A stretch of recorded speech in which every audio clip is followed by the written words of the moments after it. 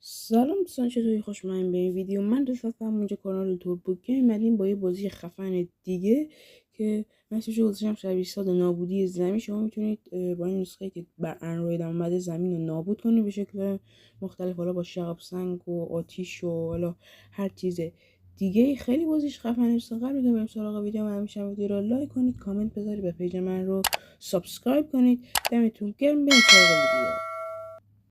خب دوستان وارد بازی شدیم. این که گرافیک فوق‌العاده‌ای داره این بازی و میتونید به شکل‌های گوناگونی نابود کنید زمین رو. خیلی خفنه بازیش بچه‌ها. کنید حتی ماهو پیدا کنم، کنید ماهو برخورد بدیم بهش. به زمین نصفش رفتش. اوه، همه مردن از 7 میلیارد نفر. خب میتونیم حالا کسی دیگه هم جای دیگه مثل مریخ مثلا این بگیره کنم. مریخ با مریخ هیچ کسی هم زده زندگی نمیکنه. با خوش نمیکنم نزدیکتر نمیکنم. چیزا میگه میتونی رد و برق سایقه بهش بزن. چه گرافیک، جزئیات رو ببینید خدایی.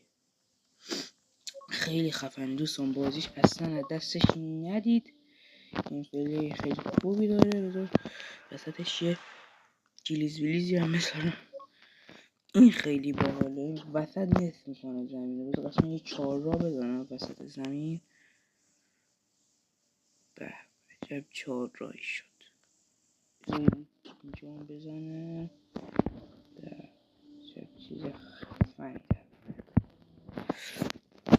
خیلی بچه بازیش خفنه. حالا بزنیم منم اینو بزنم زمین رو نابود میکنه. این کلن زمین رو نابود میکنه. زمین رو نابود کردیم. مرسی که اینجا یه بخش دیگه هم داره، من اونم بهتون بگم. اینجا میتونید بیاد اینجا، میتونید اینجا مثلا خورشید نام نابود کنید یا زمینینا رو تغییر بدید یا زمینا رو نابود کنید. از اینجا میتونید کارما رو انجام بدید دیگه. مرسی که اینجا بودن من برید و تا یه ویدیو دیگه. خدا نگهدار.